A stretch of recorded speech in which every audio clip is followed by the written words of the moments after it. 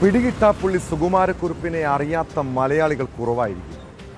കാലമേറെ കഴിഞ്ഞിട്ടും സുകുമാരക്കുറുപ്പുമോടെ കൊലപാതകങ്ങൾ രാജ്യത്ത് പലയിടത്തും ആവർത്തിക്കുന്നുണ്ട്.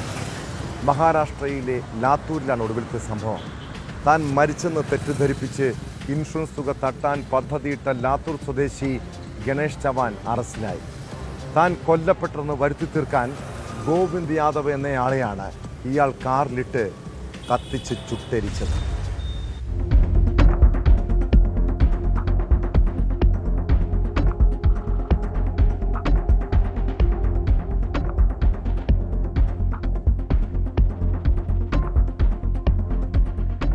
ലാത്തൂരിലെ ബാങ്ക് റിക്കവറി ഏജന്റായ ഗണേഷ് ചവാനാണ് പിടിയിലായത്.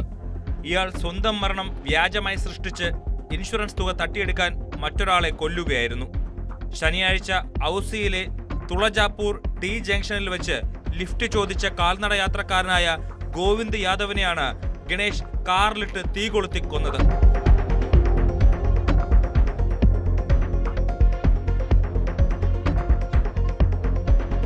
പുലർച്ചെ കാറിൽ കത്തിക്കരിഞ്ഞ നിലയിൽ മൃതദേഹം കണ്ട പോലീസ് നടത്തിയ അന്വേഷണത്തിൽ കാറിന്റെ ഉടമയെ കണ്ടെത്തി. കാർ തന്റെ ബന്ധുവായ ഗണേഷ് ചവാന് നൽകിയിരുന്നുവെന്നാണ് ഇയാൾ പറഞ്ഞത്.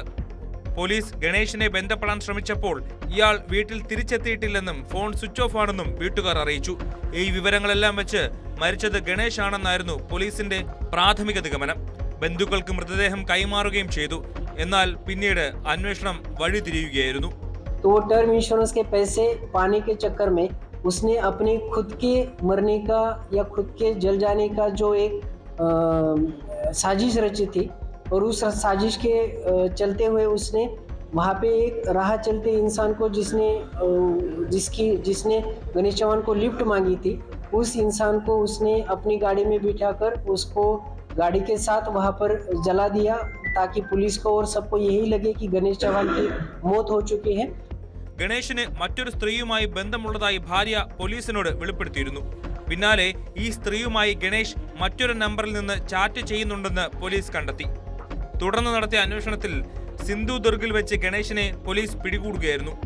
മദ്യം നൽകി അബോധാവസ്ഥയിലാക്കിയ ശേഷം കാറിന്റെ ഡ്രൈവിംഗ് സീറ്റിലേക്ക് ഗോവിന്ദിനെ മാറ്റിയിരുത്തി വാഹനത്തിന് തീ കൊളുത്തുകയായിരുന്നുവെന്ന് ഇയാൾ പോലീസിനോട് പറഞ്ഞു.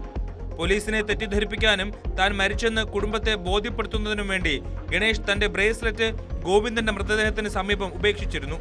കടബാധ്യത തീർക്കാനും വീട് പണിയാൻ വേണ്ടി എടുത്ത വായ്പ തിരിച്ചടയ്ക്കാനുമാണ് ഗണേഷ് ചവാൻ ക്രൂരകൃത്യം നടത്തിയത്. ഇയാൾ 1 കോടി രൂപയ്ക്കുള്ള ഇൻഷുറൻസ് എടുത്തിരുന്നു. ഈ തുക തട്ടിയെടുക്കാനായിരുന്നു കൊലപാതകമെന്ന് പോലീസ് വ്യക്തമാക്കി. കൊലപാതകത്തിൽ ഗണേഷിന് മറ്റാരുടെയെങ്കിലും സഹായം ലഭിച്ചിട്ടുണ്ടോ എന്നും പോലീസ് പരിശോധിക്കുന്നുണ്ട്.